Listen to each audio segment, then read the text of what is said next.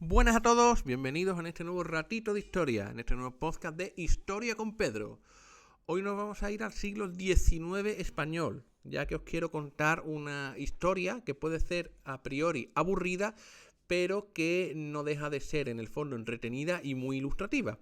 Os quiero hablar de la división territorial española de 1833, que no es ni más ni menos que la que casi hoy existe en España, ¿de acuerdo? Y quiero contaros un poquito cómo es la división territorial española, que data de esa primera mitad del siglo XIX y cómo se fue organizando con el paso del tiempo, sufriendo muy poquitas modificaciones. Tenemos que tener en cuenta, el contexto histórico. Una pequeña introducción, que esta división territorial española en 1833 sería la orden que daría el gobierno español de la época, que veremos ahora, para seccionar, dividir, organizar España en provincias, que es la que, sin apenas cambio, como os he dicho, con la única sección de Canarias, que originalmente constituía una sola provincia, ahora es Santa Cruz de Tenerife, Las Palmas de Gran Canaria, sigue existiendo en la actualidad. ¿Quién fue su padre? Entre comillas, sería el absolutista Javier de Burgos, un absolutista reformista, entre comillas, porque daba pasos adelante y quería avanzar, pero siempre dentro de su absolutismo moderado. Y que fue nombrado secretario de despacho el 21 de octubre de 1833, solo 3 semanas después de la muerte del rey Fernando VII y bajo la regencia de María Cristina de Borbón. Javier de Burgos fue secretario de despacho al frente del recién creado Ministerio de Fomento General del Reino, que formaba parte del gobierno encabezado por el también absolutista Francisco Cea Bermúdez. Esta división provincial sería aprobada mediante un Real Decreto un 30 de noviembre de 1833 y que supuso la racionalización que facilitaría posteriores medidas administrativas, posibilitaría la formación de los censos de población y los de riqueza territorial, configurando un mercado nacional. Esta es una pequeña introducción, ahora vamos a meternos en materia, ¿de acuerdo? Tras la muerte de Fernando VII, el 29 de septiembre de 1833, la jefatura del Estado fue ejercida por María Cristina de Borbón, en nombre de su hija Isabel, de 3 años de edad. Surgiría la guerra carlista, estallaría ya que los partidarios del hermano del rey Fernando VII, Carlos María Isidro, no la reconocieron como reina. El gobierno de Francisco Cea Bermúdez, en esa época, emprendió una reforma de gran envergadura, la división de España en provincias y regiones, división referida únicamente al territorio peninsular e islas adyacentes. ¿Cómo surgió este cambio, esta organización? Pues mediante una circular en noviembre de 1833, pues Javier de Burgos, secretario de Estado con su, como hemos dicho, Ministerio de Fomento, pues delimitaría un estado centralizado, dividido en 49 provincias y 15 regiones. Las provincias recibieron el nombre de sus capitales, excepto 4 de ellas, que conservaron sus antiguas denominaciones.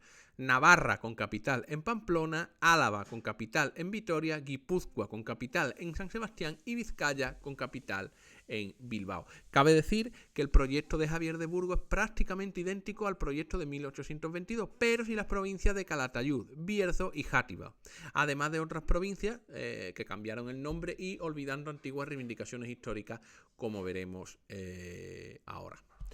La división territorial de Javier de Burgos de 1833, como hemos dicho, incluía estas 49 provincias. El detalle es que 43 de estas provincias se hacían aludiendo a su pertenencia a 11 regiones que aparecían nombradas por orden alfabético, en tanto en cuanto que las 6 provincias restantes de Canarias, Palma de Mallorca, Navarra, Álava, Guipúzcoa y Vizcaya fueron nombradas y listadas de manera independiente a ninguna región, es decir, iban sueltas. Y solo las décadas posteriores a la entrada en vigor del decreto pasarían a ser consideradas a nivel práctico como regiones, ¿de acuerdo? Bien, esto para lo que es la pequeña introducción. De esta manera, ¿qué conseguía el decreto Javier de Burgos? Pues un nivel superior a provincial, el regional, al hacer referencia expresa de que varias provincias constituían un ente definido, una región, con independencia de si a tal ente supraprovincial se le atribuían funciones o no administrativas. Por ejemplo, Sevilla, Córdoba y Málaga, pues están sueltas. Pues ahora son una región, ¿de acuerdo? Tal situación jurídica, como regiones de España, se mantuvo con la Constitución Española de 1931, dando paso ya a su constitucionalización y por tanto prosiguen como tales regiones constitucionales a lo largo del proceso siguiente, como luego veremos. Tenemos que tener en cuenta, bueno, pues vamos a comentar algunas de las regiones, así a grosso modo. Andalucía comprende los reinos de Córdoba, Jaén y Sevilla, al que se sumará el reino de Granada, para dividir las actuales 8 provincias. Almería, Cádiz, Córdoba, Granada, Huelva, Jaén, Málaga y Sevilla. El reino de Aragón, 3 provincias, Huesca, Teruel y Zaragoza. El Principado de Asturias forma la provincia de Oviedo. Castilla la Nueva, actual Castilla-La Mancha, continúa dividida en estas 5 provincias: Ciudad Real, Cuenca, Guadalajara, Toledo y, bueno, Albacete no existía, antiguamente era Madrid, pero sigue teniendo 5 provincias, solo que entra Albacete y sale Madrid. Luego está Castilla la Vieja, que es Castilla-León, Ávila, Burgos, Logroño, Palencia, etcétera. Extremadura, Badajoz y Cáceres. El Reino de Galicia con las provincias de La Coruña, Lugo, Orense y Pontevedra, ¿de acuerdo? Etcétera.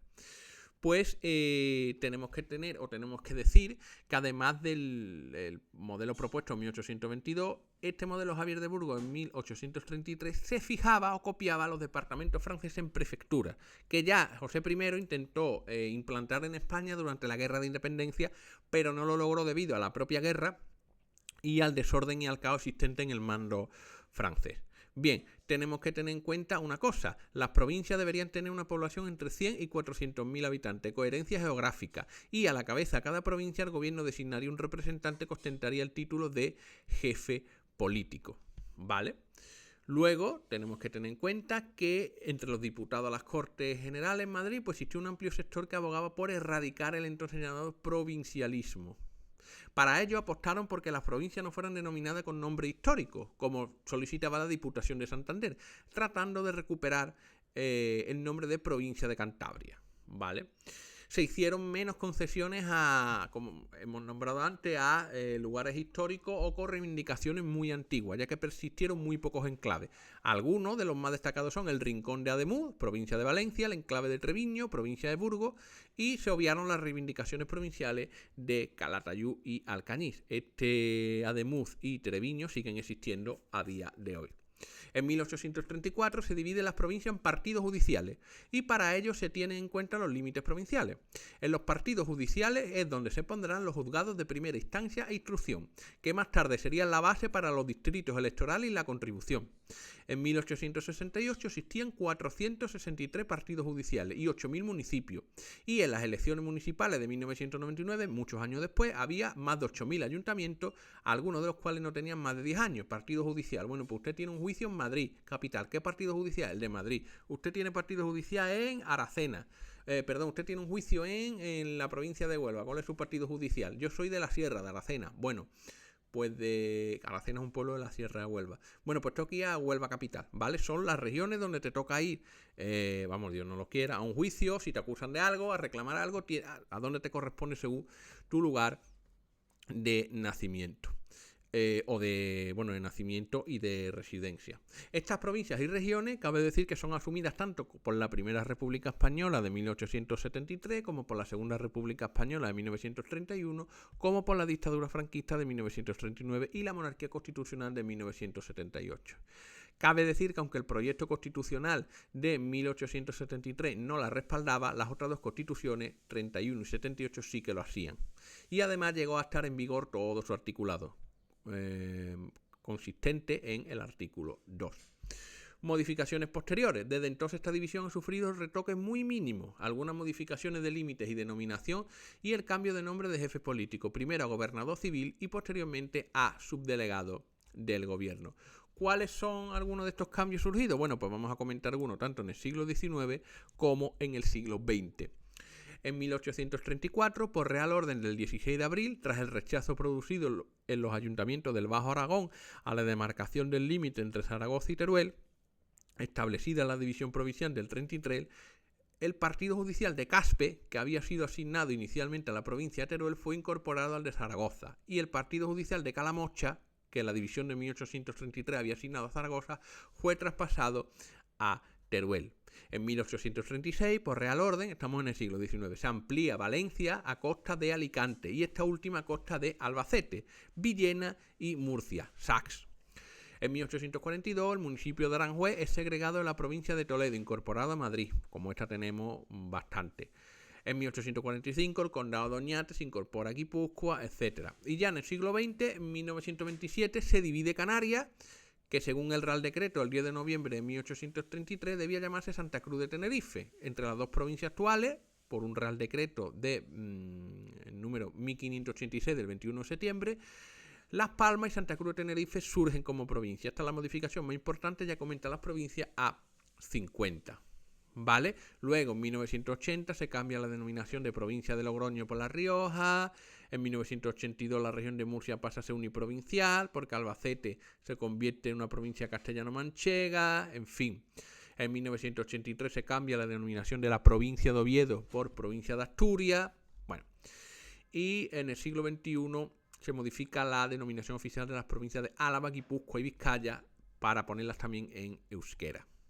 ¿Vale?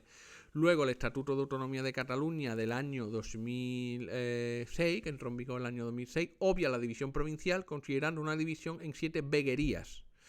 No se prevé que tal división modifique la división provincial vigente para los cometidos del Estado, para no alterar el número de senadores o diputados que Cataluña aporta a las Cortes Generales. Pero bueno, son su estatuto, su división, ellos lo consideran así, aunque sobre el mapa no tiene mayor importancia. Estas son las divisiones de Javier de Burgos de 1833, que luego tuvieron, bueno, pequeñas modificaciones, ¿vale? Pequeños cambios, pequeñas reorganizaciones, pero que básicamente se mantuvieron así en el tiempo. Cabe decir que, bueno, pues es verdad que durante el franquismo los lenguajes regionales estaban un poco sobre la bota, un poco cohibidos, pero bueno, se mantuvieron las regiones históricas, se mantuvo Galicia, se mantuvo Cataluña, se mantuvo Andalucía. Eso se mantuvo el nombre, se mantuvo la forma, se mantuvo la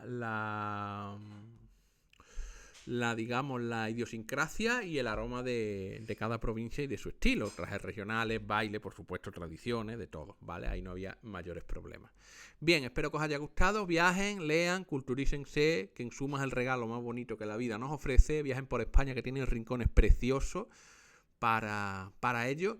Y nos escuchamos en la próxima entrega de Historia con Pedro. Gracias por las suscripciones, gracias por los comentarios, gracias por estar ahí. Y recuerden, al fin y al cabo, sin cultura y sin historia no somos nada. Sépanlo, aprovechenlo y vivan.